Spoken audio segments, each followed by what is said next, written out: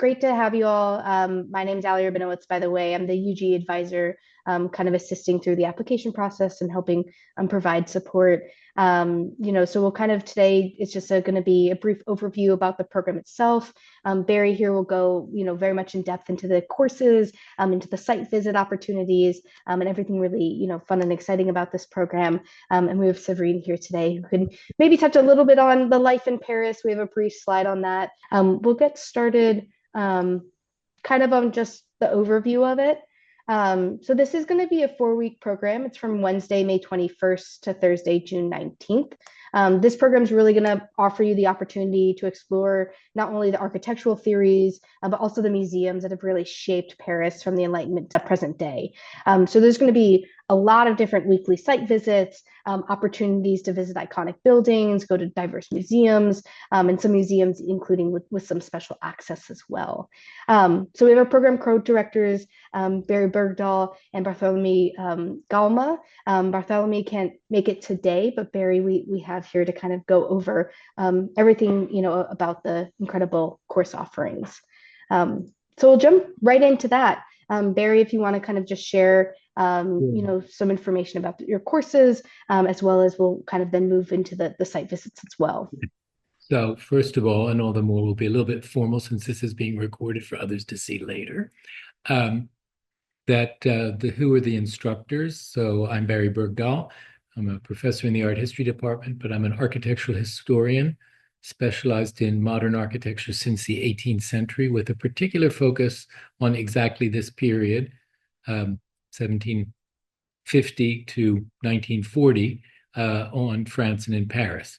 Bartholomew Glama has just finished a doctoral dissertation, or is finishing any moment now, at Columbia on the history of museums. So he is a specialist. He's an art historian and a specialist in the history of museums. He currently works as a special advisor to the director of the Louvre, which is very cool for us because it means all sorts of specialized access, and is soon going to take up a position as a director of a museum in Bayonne in the southwest of France. But so he is terrific for us because not only does he know the history of museums, but he knows the people who work in all the museums and can arrange for a lot of access. So a good part of this program, let me talk about it intellectually, but a real appeal of it is much of it is going to take place on site. So there are 2 courses which are independent. So you get credit for each of these 3-point courses, but they will be closely synchronized with one another. So Bartholomew Glama is going to teach a course which is both chronological and thematic on museums for Paris. 1793 is the date he picks in the opening years of the French Revolutionary decade, because that is the year of the foundation of the Louvre.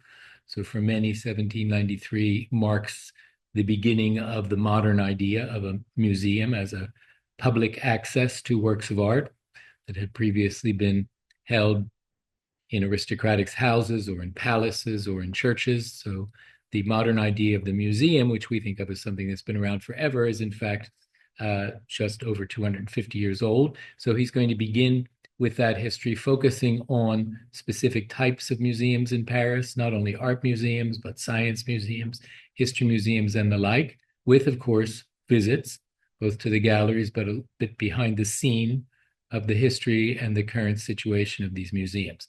His time period syncs very nicely with what I'm going to do, the second course you see listed there on the screen, Paris Architecture and Urbanism, 1750 to 1940. So I've chosen the reign of Louis XV, but I've chosen a date that for many corresponds with the Enlightenment. So we could say we're looking at the intellectual and artistic movements around the Enlightenment, still in the old regime, still in the royal domain of the Bourbon kings, and going up to 1940, the rather dark moment in the history of France, the eve of the Second World War. So that's a nearly 200-year period, but we're very much going to intertwine 2 things. One is the history of architecture in that period, exemplified by France. So it's a wonderful introduction to the history of modern architecture with a focus. So if you're talking about course requirements in a major, either Columbia or another place, this would undoubtedly fill an important part of a art history major or minor. But we're also going to focus on the urban development of Paris. So, and this will be done in the classroom, of course, with documents and with images, but it will be done also in one of 3 sessions each week, walking in the streets of Paris, uh, seeing how Paris has grown, how it's changed, learning how actually not simply to read books, but we might say to read the city as you walk around, to be able to see what is actually happening in the way that you can begin to actually tell the story of the city from not only its buildings, but the shapes of its plazas, its squares, its streets, and understanding how the very idea of the modern city was experimented with and carried out to transform Paris. I often like to tell American students when we're in Paris, particularly if they've arrived from New York, that they think they've come from a very new city to a very old city, but then we can take you to places in Paris where everything you can see, even in the center of Paris, is in fact younger than many parts of New York. Between now and when we start the course in May, Barthélemy Glama and I are going to be coordinating our visits. So sometimes although everyone will take all courses, sometimes he and I will be going back and forth between the idea of museums and the idea of the city. Actually, the next slide would support that crossover very nicely. So, site visit to the Museum of the Louvre. Barthélemy works there, so we'll get privileged access inside. We won't have to form vast lines to get in. Of course, we'll see the great works that are there, and I can't imagine that anyone on this in this course will not be going on their own on other occasions to the Louvre. But Barthélemy will be teaching us about the evolution of the Louvre as a museum and how it has changed since the period of the French Revolution up until today. This picture, in a way, exemplifies it because you're looking at a part of the Louvre which was built in the middle of the 19th century through the glass and steel framework of I.M. Pei's 1980s famous pyramid. So when we're visiting the Louvre, I also will be talking about how transforming the Louvre and its quarter was part of the radical modernization of Paris in the middle of the 19th century. So that's an example of a site visit where Barthélemy's look at the history of museums and my look at the history of architecture and urbanism will intersect with one another as we both stand outside and understand the impact of the building on the landscape of Paris, but then get a behind-the-scenes view of one of the world's most famous and one of the world's most overly visited museums. What's on the next slide? Yes, something that I'm passionately interested in, of course, has been very much in the news because this past December, the Cathedral of Paris, the medieval Cathedral of Notre Dame, which had burned tragically in a fire on April 15th, 2019, was reopened after a massive restoration. Of course, we'll be interested in the architecture of Notre Dame, both as a medieval building, but also as one of the great places where the modern idea of architectural restoration was pioneered by a figure we'll be studying named Viollet-le-Duc. But also happily, Barthélemy and I both know very well the chief architect who led this restoration. So our hope is to have some behind the scenes access also there. And of course, we have many of the behind the scenes stories about that heroic recent restoration, last of many, that has been so much in the news. What else do we have here? Yes, of course, many of you will probably be buying tickets to go to the famous Paris Opera, the older one, the one that was built during the Second Empire, as one of the set pieces of the transformation of Paris during the reign of Napoleon III between 1853 and 1870. But it's also one of the most splendid buildings and set pieces. It's a kind of theatrical stage set for people going to the theater or to the opera. And we'll have a thorough tour of that to understand its architecture. It also has accompanying it a museum of the opera, which is a museum of theatrical design and all of the aspects of the stage that I think Barthélemy will be talking about in his course. So it's a very nice way in which these two courses really mesh and will speak to one another, even though They'll be taught in the classrooms at Reed Hall. Maybe Séverine will say something about Reed Hall in a minute, independently. But often when we're out on site, which will be at least 2 times a week between the two courses, we will be having a conversation, not only with you, but with the city, with the buildings we can see, with the works of art we can see, and with one another and with me and Barthélemy. Next. This is one of the sites that Barthélemy wants to visit, which is an extremely interesting, comprehensive museum, the so-called Petit Palais. It's a very, very lavish building that was built for the World's Fair of 1900, but as a permanent place to hold collections that belong actually to the city of Paris.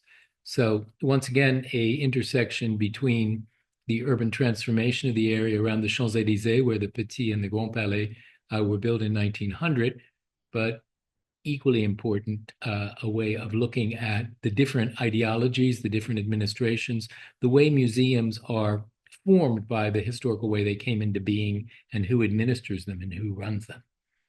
Next. So should I turn this over to you, Ali, or to you, Séverine? Ali is, you can see, at Columbia, New York, and Séverine is somewhere at Columbia, Paris, Reed Hall, which is where we'll be located. Yeah, no, I can take it from here. Thank you so much, Barry, for really that in-depth look into the courses and the site visits as well. I know we really appreciate that. It sounds like a really fantastic opportunity. So I'll kind of briefly just touch on what life in Paris will be like. Severine, maybe you can add a little bit more context as well. But essentially, for living situations, you guys will be living in furnished single rooms or studio style apartments located throughout Paris. So it's typically about like a 30-minute commute on the metro to the Columbia Global Center, Paris, at Reed Hall. As Barry has already touched on, Reed Hall is where you're going to be taking all of your classes. And not only are you guys going to be, the group of students going abroad on the Art History in Paris program, but there will be a nice cohort of students from Columbia and other institutions at Reed Hall, in kind of its all of the opportunities during the summer session. So you'll be able to meet with a wide variety of students because while there'll be, a lot of kind of co-curricular activities and of course this particular program would be expected to devote a lot of your time to the classes and the coursework and attending those activities, but there are also going to be a lot of opportunities that Reed Hall puts on for you all to socialize and get to know not only the group again for art history but the other programs in Paris as well. So this will be kind of a nice complementary experience to help you really kind of have a full immersive opportunity in Paris. But Séverine, is there anything you want to add? Generally speaking, Reed Hall is quite a special place that is not just a one-time stop in your academic career. It's a place where, as we like to say, we have repeat offenders. So students who came on a summer program and voila, and then suddenly take a French language course or because you realize it can help you do something else. So Reed Hall is a really wonderful place to explore. We have students from a great variety of disciplinary backgrounds who are here, and actually, and a lot of them doing research in different French archives. And actually, today I just matched a student at Columbia with a specialist of the Romani language and civilization because she wants to look into this one Romani's French translator's archives that are in Paris. So I'm just, amazed at how wide-reaching, the studies of our students are that come to Paris. So I think for me, the most interesting thing about coming to Reed Hall is how integrated it is with your academic journey and whatever type of pursuit that you'd like to do later on. There's one very important thing that Séverine has not said, which is the place is unbelievably charming. A cluster of historic buildings that surround a private garden, which is, when you spend time there, you also feel as though you have not only your own address and your own place in Paris. It's a wonderful place for socializing, but also you feel as though you know a secret that even many Parisians don't know. That was beautifully put, Barry. Thank you. Awesome. No, totally agree with everything that they've shared. So that's a little bit of a glimpse of what life, in Paris will look like. We're going to kind of jump into the nitty gritty side of things, into the eligibility and application process around this. So this program is currently opened. We have opened for undergraduate, also graduate students from Columbia, Barnard, and other universities. So we're very open to any students experiencing this opportunity. Students should have experience in or completed some coursework in art history and art architecture, as well as you must be in just good academic and disciplinary standing, and have a 3.0 cumulative GPA, as well as a 3.0 during the semester before going abroad. So this upcoming, spring semester, you'll just have to make sure to maintain that 3.0 GPA. So our application deadline is fast approaching. It is going to be Friday, February 21st. There are just a few items that you'll need to complete in our UGE portal, such as an application questionnaire, a statement of interest, submitting any official transcripts. And then if you're a student, visiting, from another institution, just making sure that your home school provides you with approval and clearance as well. So we do have this QR code here. If you scan it, it will bring you to the main Art History in Paris page on our website. And you can click that Start Your Application button just to get started on the following items. It shouldn't take, I would say, like too much time. Of course, it's mostly just gathering all of the materials, making sure you write a solid statement of interest, really highlighting, your personal, academic, career goals, any coursework, again, you've previously taken, just to really kind of bolster your application and show, your interest in this particular program. And then a little bit into the financial consideration side of things, because we understand that cost is a really important factor when looking into a summer semester abroad. So these are just kind of some highlighting points of what you're going to be billed directly for in your Columbia account. So as a Columbia student, the tuition is going to be per point. So since you're taking 2 classes for 3 points, a total of 6 points, that is the tuition amount that will be charged your SSOL account. There will also be a program fee, which includes your housing, your housing accommodations while there. So the total ends up being, a little bit over $14,000. But we do want to highlight that we do offer the Global Learning Scholarship. The Global Learning Scholarship, or the GLS for short, is open to all Columbia College, Columbia Engineering, or general study students who demonstrate financial need. The deadline to apply is this Friday, February 14th. It's a very short 1-page application that we strongly encourage students to apply for. You will be notified of the GLS before you need to confirm any participation, on your particular program, on the art history program. And also, applying to the GLS does not impact any admissions decisions into the program. So if for any reason, you're not accepted to the GLS, it doesn't mean that you're not going to be accepted to the art history program in particular. We do recommend, also in kind of tandem of applying to the GLS, that if you do receive any financial aid, maybe during the semester or academic year, just to touch base with your financial aid office to learn more if that aid may be available to you during the summer semester abroad. We are aware, for instance, some federal aid can be made available for students during the summer, whereas, like, for instance, the Columbia grant is not available during the summer. So you'll just want to touch base with your financial aid office and speak with an officer just to learn more about how your specific aid package may be available during your summer semester abroad. I note that because the GLS, it can cover both the tuition costs and the program fee that we previously covered, as well as any of the additional estimated out-of-pocket expenses.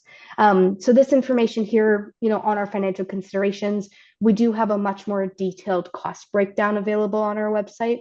So I encourage you, when you take a look at the Art History in Paris page, just jumping down to the financial considerations drop down, just to learn more about any additional items you should be aware of to start budgeting, for your summer in Paris.